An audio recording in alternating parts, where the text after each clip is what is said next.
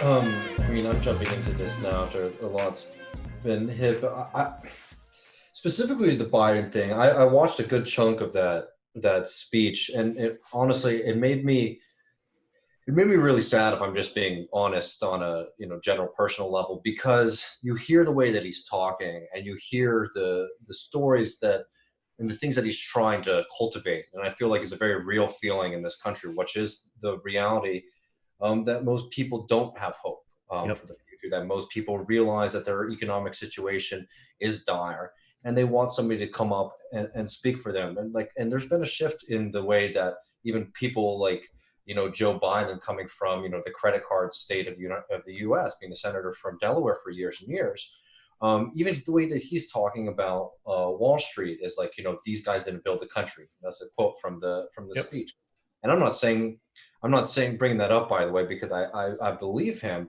That's what makes me sad about it, and that's what's so frustrating about Joe Biden's role right now. And I think is that you have Donald Trump, who is just like a world historic threat and danger, and but also an incredibly a complete failure as a president at this point. And it looked, going into this election, that it was going to, because like at least in like the Hillary Trump 2016 question, it was like, well, here's something completely new, let's see what happens. And as this has gone on further and further, he's broke his base, is like support has broken down. The reason Joe Biden's this what's going on around Joe Biden makes me sad, and I think it's important that we get serious and get organized and do the kind of political things that we need to be doing, and get a lot more serious about building a base rather than shrinking a base, which has been the tendency since Bernie's broken down. Yeah. That's Bernie's right. broken down. Yes. Um, the reason it's frustrating for me is that I think one of the fundamental reasons that Bernie Sanders was not able to win, apart from the actual, there's the campaign strategy failures, right? This is messaging and things like that, right? Yes. But there was a belief in people that yes, the system screwed up. I like Bernie Sanders. I like these ideas, but people like Bernie Sanders don't become president. People like these things don't happen because, as Ronan Burnshaw, I quote this all the time because I think it's such a great line. It's like, we need to make people believe in politics again. And that's the thing is with the Biden moment, is that like he's taking a lot of rhetoric and ideas and kind of like wedges that we would bring in, and he's basically is setting them up for disappointment, right? Because it's like we all know what the end result of this Biden presidency is going to be. It's going to be a return to normalcy, and that being return to a less dramatic, but no less kind of exploitative version of capitalism for all these people who he's saying that he's here to build up. So it's like, yes, that's a difficult situation, to be in it. And I think, we have to be serious about what that means for us going forward. But, I also think it's really important too that we don't get into this kind of trap of falling into culture wars or like focusing on messaging so much, because like, look, the Bernie Sanders moment was incredible because we almost had, as we've joked a lot about, like a cheat code to do decades of kind of organizing Right. work, that we had somebody that we could actually we're having conversations about messaging only because of how like almost incredible was it somebody like him rose into the situation that he did. But basically we had a lot of people wanting to hear the message, wanting to participate in politics, and then some pessimism with some people who believed in the message but didn't think it could happen.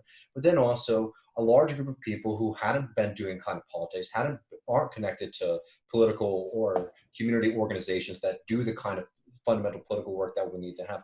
Like we try to fast forward all of the kind of like cultural and interpersonal connections that you need to do the kind of politics that we want to do. And I think that it's important that we not get like pessimistic, for example, about saying like, yeah, we don't have those structures, but we should be actually very optimistic that like actually without that kind of the big weaponry that we need to win, we actually were able to deal a huge blow to the system and to these kind of people that they're even having to shift the way that they talk and think about these kind of things. So like, I'm not saying things are rosy or anything like that, but I just think it's really important that we don't start drawing this wrong kind of lessons and focusing so much on messaging, and not saying like, okay, well, what we need to do is we need to build these kind of organizations that make people believe that we can make the kind of changes that we do. Because if we sit back right now and we let Biden suck up this space and we let him do what he's going to do, it's going to set us back big time. I think it really will set us back. Yeah. I mean, I know it's a lot, but No, that's great. I mean, and it's fine even if, I mean, sometimes I don't know if we exactly have a disagreement, but I think that, I mean, messaging matters a hell of a lot in the electoral realm. of course. And I also think that this broader capacity, and Matt Christman is really, I mean, I am wanting to de-emphasize and all the social media stuff as much as possible. I think he's 100% right about it. And there's a lot of, and even looking at like Neil Postman's work on television and filtering it through the internet, seeing that the internet not only wasn't an improvement, it's probably in some ways much worse. In other ways better, obviously, but in other ways much worse.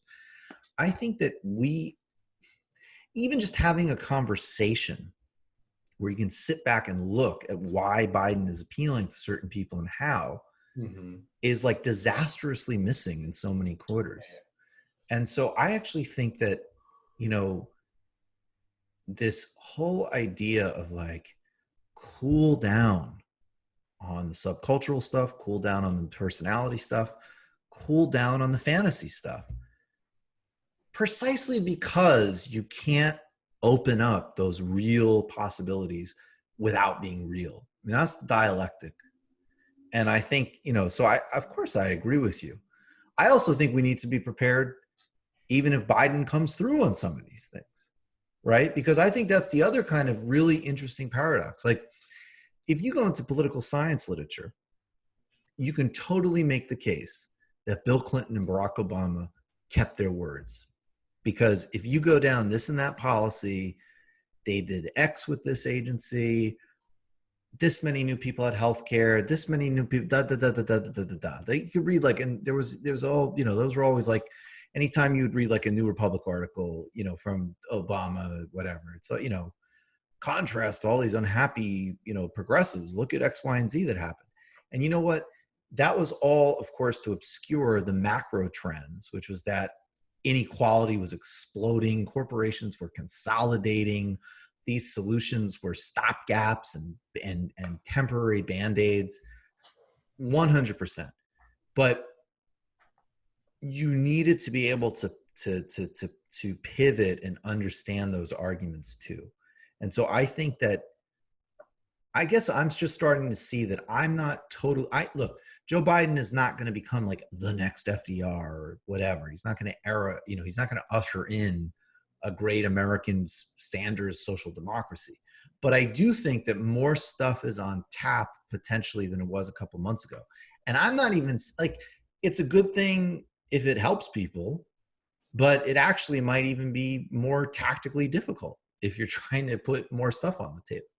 So I think that we got to, again, just look at things through a very analytic and less, I think we need to do more kind of balls and strikes is basically what I'm saying.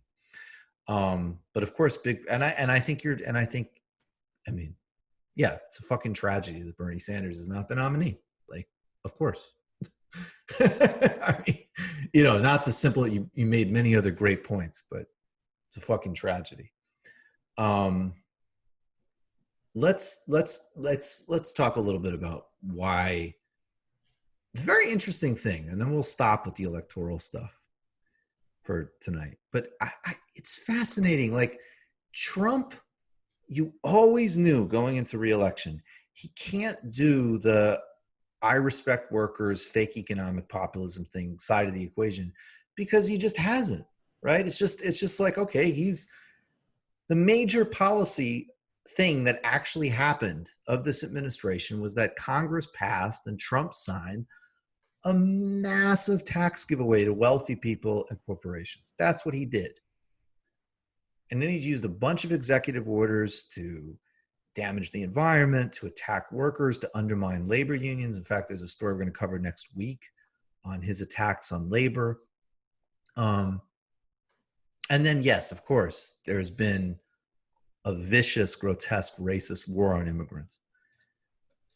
But you still think to yourself, like, it's not just because Trump isn't doing something doesn't mean he can't lie about it. And he occasionally has these moments where he'll say, like, I'm going to come out with the minimum wage, even though that was actually the one thing in 2016. He didn't fuck around with that. He was like, actually, I don't really like the idea of high wages, which by the way, as somebody who apparently doesn't pay people all the time anyways, I don't know why he was so worried about BSing on that. But he's not enjoying himself. He is really not enjoying himself. And look, Bill Barr is an enormously dangerous person. There is a fanatic core of people that are really committed to this Trump agenda, and Republicans have refined voter suppression. I'm just not seeing it, but I'm also seeing the stakes of it. That's the dialectic here. I think people, like, I'm not going to bullshit you. I think that it would be extraordinary if Donald Trump wins re-election. And I think that every day, and it was always clear, every day this guy's out running around, the absolute necessity of defeating him gets clearer and clearer, including for those much larger things that must happen. You just watched a Michael Brooks show video. Subscribe to get them all. Why wouldn't you? Don't be foolish. Click subscribe below and become a patron as well. Patreon.com/TMBS. Thanks, everybody.